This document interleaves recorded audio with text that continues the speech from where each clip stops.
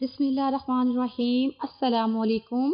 इस चैनल को ज़रूर सब्सक्राइब कीजिए। बलअम बिन बाओरा ये शख्स हज़रत मूसा अलैहिस्सलाम के दौर का बहुत बड़ा आलम और आबिदो ज़ाहिद था और इसको इसमें आज़म का भी इल्म था। ये अपनी जगह बैठा हुआ अपनी रूहानियत से अर्श आज़म को देख लिया करता था और बहुत ही मुस्तजाबुल दावात था कि उसकी दुआएं बहुत ज़्यादा मकबूल हुआ करती थी। उसके शागिर्दों की तादाद भी बहुत ज्यादा थी। मशहूर ये है कि उसकी दरसगाह में तालिब इल्मों की दवातें 12,000 थी। जब हजरत मूसा अलैहिस्सलाम कौम जब्बारीन से जहाद करने के लिए बनी इसराइल के लश्कर को लेकर रवाना हुए तो बलअम बिन बाओरा की कौम उसके पास घबराई हुई आई और कहा कि हजरत मूसा अलैहिस्सलाम बहुत ही बड़ा और निहायत ही ताकतवर लश्कर लेकर हमला आवर होने वाले हैं और वो ये चाहते हैं कि हम लोगों को हमारी जमीनों से निकाल कर ये जमीन अपनी कौम बनी इसराइल को दे दें। इसलिए आप हजरत मूसा अलैहिस्सलाम के लिए ऐसी बद्दुआ कर दीजिए कि वो शिकस्त खाकर वापस चले जाएं। आप चूंकि मुस्ताजिब दावात हैं इसलिए आपकी दुआ जरूर मकबूल हो जाएगी। ये सुनकर बलअम बिन बाओरा कांप उठा और कहने लगा कि तुम्हारी हलाकत हो।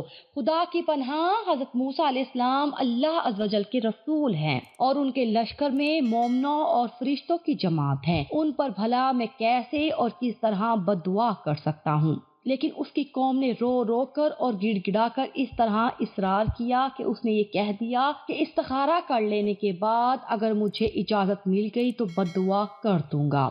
मगर इस्तिखारा के बाद जब उसको बद्दुआ की इजाजत नहीं मिली तो उसने साफ साफ जवाब दे दिया कि अगर मैं बद्दुआ करूंगा तो मेरी दुनिया और आखिरत दोनों बर्बाद हो जाएंगी। इसके बाद उसकी कौम ने बहुत सी गिरा कदर हदिया और तहाइफ उसकी खिदमत में पेश करके बेपनाह इसरार किया और उसकी तारीफों के पुल बांध दिए और उसको हजरत मूसा अलैहिस्सलाम से ज्यादा आली मकाम और मर्तबे वाला बना दिया। यहाँ तक के बलअम बिन बाओरा तकब्बुर में आ गया और उस पर हर्ष और लालच का भूत भी सवार हो गया और वह तकब्बुर और माल के जाल में फंस गया। दुनियावी माल की हर्ष और तकब्बुर कैसे कैसे को बर्बाद कर देता है। इसी मालो जर की हिर्स और तकब्बुर की वजह से वो अपनी गधी पर सवार होकर बद्दुआ के लिए चल पड़ा। रास्ते में बार बार उसकी गधी ठहर जाती और मुंह मोड़कर भाग जाना चाहती थी मगर ये उसको मार मार कर आगे बढ़ाता रहा। यहाँ तक के गधी को अल्लाह ताला ने गोयाई की ताकत अता फरमाई और उसने कहा कि अफसोस कि ए बलअम बाओरा तू कहाँ और किधर जा रहा है। देख मेरे आगे फरिश्ते हैं जो मेरा रास्ता रोकते और मेरा मुंह मोड़कर मुझे पीछे धकेल रहे हैं। ए बलअम तेरा बुरा हो, क्या तू अल्लाह के नबी और मोमिनीन के जमात पर बद्दुआ करेगा। गधी की तकरीर सुनकर भी बलअम बिन बाओरा वापिस नहीं हुआ। यहाँ तक के हसबान नामी पहाड़ पर चढ़ गया और बुलंदी से हजरत मूसा अलैहिस्सलाम के लश्करों को बगौर देखा और तकब्बुर और मालो दौलत के लालच में उसने बद्दुआ शुरू कर दी। लेकिन अल्लाह की शान कि वो हजरत मूसा अलैहिस्सलाम के लिए बद्दुआ करता था मगर उसकी जुबान पर उसकी कौम के लिए बद्दुआ जारी हो जाती थी। ये देखकर कई मर्तबा उसकी कौम ने टोका कि ए बलअम तुम तो उल्टी बद्दुआ कर रहे हो। तो उसने कहा कि ए मेरी कौम मैं क्या करूं, मैं बोलता कुछ और हूँ और मेरी जुबान से कुछ और ही निकलता है। फिर अचानक उस पर गज़ब-ए इलाही नाजिल हो गया कि नागहां उसकी जुबान लटक कर उसके सीने पर आ गई। उस वक्त बलअम बिन बाओरा ने अपनी कौम से रोकर कहा कि अफसोस मेरी दुनिया और आखिरत दोनों बर्बाद और गारत हो गई। मेरा ईमान जाता रहा और मैं कहरो कहार और गजब में गिरफ्तार हो गया। अब मेरी कोई दुआ कबूल नहीं हो सकती मगर मैं तुम लोगों की मकर की एक चाल बताता हूँ। तुम लोग ऐसा करो तो शायद हजरत मूसा अलैहिस्सलाम के लश्करों को शिकस्त हो जाए। तुम लोग हजारों खूबसूरत लड़कियों को बेहतरीन पोशाक और जेवरात पहनाकर बनी इसराइल के लश्करों में भेज दो। अगर उनका एक आदमी भी जना करेगा तो पूरे लश्कर को शिकस्त हो जाएगी। चुनाचे बलअम बिन बाओरा की कौम ने उसके बताए हुए मकर का जाल बिछाया और बहुत सी खूबसूरत दोशीजाओं को बनाओ सिंगार कराकर बनी इसराइल के लश्करों में भेजा। यहाँ तक के बनी इसराइल का एक रईस एक लड़की के हुस्न और जमाल पर फरिश्ता हो गया और उसको अपनी गोद में उठाकर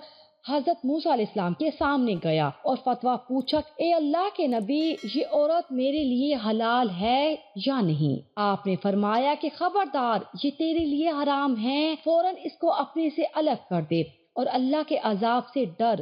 مگر اس رئیس پر غلبہ شہوت کا ایسا زبردست بھوت سوار ہو گیا تھا کہ وہ اپنے نبی علیہ السلام کے فرمان کو ٹھکرا کر اس عورت کو اپنے خیمہ میں لے گیا اور برائی کا مرتکب ہوا جس سے حضرت موسیٰ علیہ السلام نے منع فرمایا تھا۔ اس گناہ کی نحوست کا یہ اثر ہوا کہ بنی اسرائیل کے لشکر میں اچانک طاعون کی وبا پھیل گئی اور گھنٹے بھر میں 70,000 آدمی مر گئے اور سارا لشکر تتر بتر ہو کر ناکام و نامراد واپس چلا گیا، جس کا حضرت موسیٰ علیہ السلام کے قلب مبارک پر بہت ہی صدمہ گزرا۔ بلعم بن باورا پہاڑ سے اتر کر مردود بارگاہ الہی ہو گیا۔ آخری دم تک اس کی زبان اس کے سینے پر لٹکتی رہی اور وہ بے ایمان ہو کر مر گیا۔ اس واقعے کو قرآن کریم نے ان الفاظ میں بیان فرمایا ہے، اور اے محبوب، انہیں اس کا احوال سناؤ جسے ہم نے اپنی آیت دی تو وہ ان سے صاف نکل گیا، تو شیطان اس کے پیچھے لگا تو گمراہوں میں ہو گیا، اور ہم چاہتے تو آیتوں کے سبب اسے اٹھا لیتے،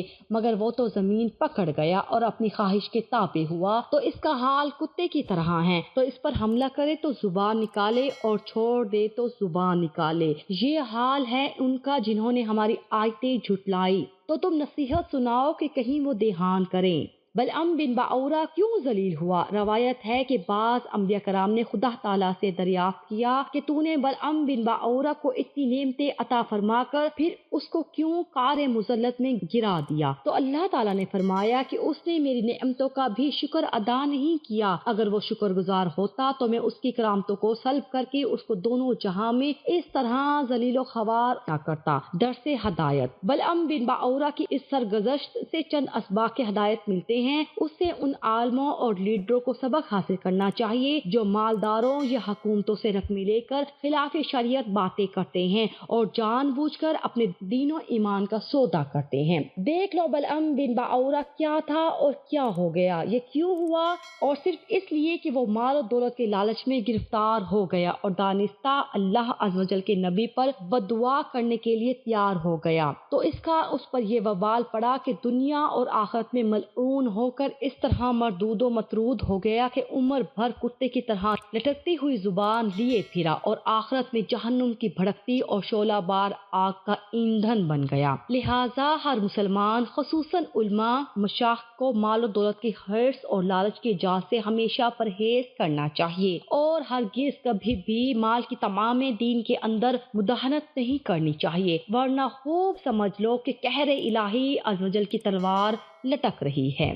اس صحنے سے عام مسلمان بھی یہ سبق سیکھیں کہ حضرت موسیٰ علیہ السلام کا لشکر جس میں ملائکہ اور مومنین تھے، ظاہر ہے کہ اس لشکر کے ناکام ہونے کا کوئی سوال ہی نہیں پیدا ہوتا تھا، کیونکہ یہ ایسا روحانی اور ملکوتی لشکر تھا کہ ان کے گھوڑوں کی ٹاپ سے پہاڑ لرزہ بر اندام ہو جاتے، مگر صرف ایک بد نصیب کے گناہ کے سبب ایسی نحوست پھیل گئی کہ ملائکہ لشکر سے الگ ہو گئے اور طاعون کے عذاب نے پورے لشکر میں ابتری پھیلا دی کہ پورا لشکر بکھر گیا اور یہ فوج ظفر موج ناکام و نامراد ہو کر پسپا ہو گئی۔ اس لیے مسلمانوں کو لازم ہے کہ اگر وہ کفار کے مقابلے میں مظفر و منصور فتح یاب ہونا چاہتے ہیں تو ہر وقت گناہوں اور بدکاریوں کی نحوستوں سے بچتے رہیں، اور ورنہ فرشتوں کی مدد ختم ہو جائے گی اور مسلمانوں کا رعب کفار کے دلوں سے نکل جائے گا، اور مسلمانوں کو نہ صرف ناکامی کا منہ دیکھنا پڑے گا بلکہ ان کی عسکری طاقت ہی فنا ہو جائے گی اور پوری قوم حرف غلط کی طرح مٹ جائے گی۔ اللہ ہم سب کا حامی و ناصر ہو، آمین۔